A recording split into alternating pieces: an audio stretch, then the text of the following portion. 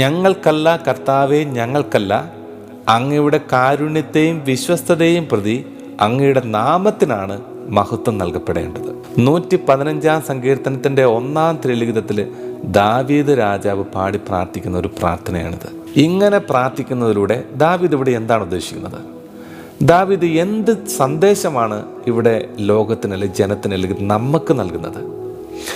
ദാവീദ് പറയുന്ന ഇപ്രകാരമാണ്: ഇസ്രായേൽ മക്കളെ, നിങ്ങൾ ഈ ഭൂമിയിൽ ഉത്ഭവിച്ചത്, നിങ്ങൾ ഈ ഭൂമിയിൽ രൂപപ്പെടുത്തിയത്, നിങ്ങൾ ഈ ഭൂമിയിൽ നിലനിന്നത്, നിങ്ങൾ ഈ ഭൂമിയിൽ സംരക്ഷിക്കപ്പെട്ടത്, ഈ ഭൂമിയിൽ നിങ്ങൾക്ക് വിജയങ്ങൾ ഉണ്ടായതും മഹത്വങ്ങൾ ഉണ്ടായതും അതിനെല്ലാം കാരണം ദൈവം മാത്രമാണ്. ഒരു തരത്തിലും അവരുടെ കഴിവ് കൊണ്ടോ ബുദ്ധി കൊണ്ടോ ആരോഗ്യം കൊണ്ടോ എന്തെങ്കിലും അവർ നേടിയിട്ടുണ്ടെന്ന് അവർക്ക് അവകാശപ്പെടാനായിട്ട് പറ്റില്ല.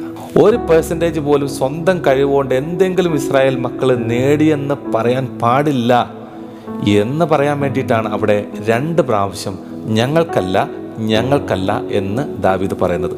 അവിടെ ദാവീദിന് വേണമെങ്കിൽ ഒറ്റ പ്രാവശ്യം പറഞ്ഞാൽ മതിയായിരുന്നു ഞങ്ങൾക്കല്ല കർത്താവേ എന്ന്. പക്ഷെ ദാവീദ് അവിടെ 2 പ്രാവശ്യം പറഞ്ഞിട്ടുണ്ട്, ഞങ്ങൾക്കല്ല കർത്താവേ, ഞങ്ങൾക്കല്ല.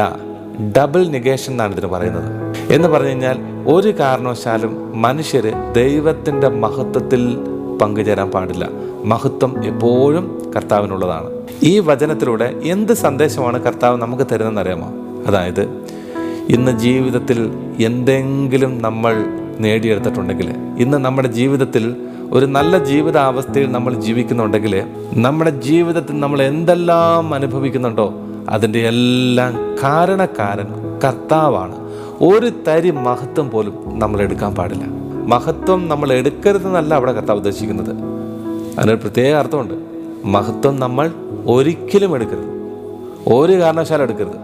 1% പോലും, ഒരു തരി മഹത്വം പോലും നമ്മുടെ ജീവിതത്തിൽ നമ്മൾ എടുക്കാൻ പാടില്ല. പ്രിയപ്പെട്ടവരെ, ഇത് ദൈവം ഏറ്റവും കൂടുതൽ ഇഷ്ടപ്പെടുന്ന ഒരു ആത്മീയതയാണ്.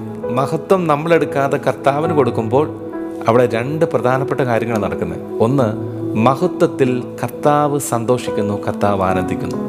രണ്ടാമത്തേത്, ഒരു മഹത്വവും നമ്മൾ എടുക്കാതെ, ഒരു ക്രെഡിറ്റ് നമ്മൾ എടുക്കാതെ സകല മഹത്വവും നമ്മൾ കർത്താവിന് കൊടുക്കുമ്പോൾ ദൈവം നമ്മുടെ എളിമയെ കാണും. അവിടെ നമ്മൾ എളിമപ്പെടുന്നു എന്ന് കർത്താവ് കണ്ടു കഴിഞ്ഞാൽ പിന്നെ നമ്മുടെ ജീവിതത്തിൽ വെച്ചടി അനുഗ്രഹങ്ങൾ വന്നുകൊണ്ടിരിക്കും. പല അനുഗ്രഹങ്ങൾക്കും തടസ്സം നിൽക്കുന്നതിൻ്റെ ഒരു പ്രധാനപ്പെട്ട കാരണം മനുഷ്യരുടെ അഹങ്കാരമാണ്. പ്രിയപ്പെട്ടവരെ, ജീവിതത്തിലുടനീളം കർത്താവിന് മഹത്വം കൊടുത്തുകൊണ്ട് കർത്താവിനെ പ്രീതിപ്പെടുത്തി എളിമപ്പെട്ടുകൊണ്ട് ജീവിക്കാനുള്ള വലിയൊരു വരം ലഭിക്കാനായിട്ട്, അതിലൂടെ കൂടുതൽ അനുഗ്രഹങ്ങൾ ലഭിക്കാനായിട്ട് നമുക്ക് കർത്താവിൻ്റെ സന്നിധിയിൽ നിന്ന് ഒരു ആശീർവാദം സ്വീകരിക്കാം.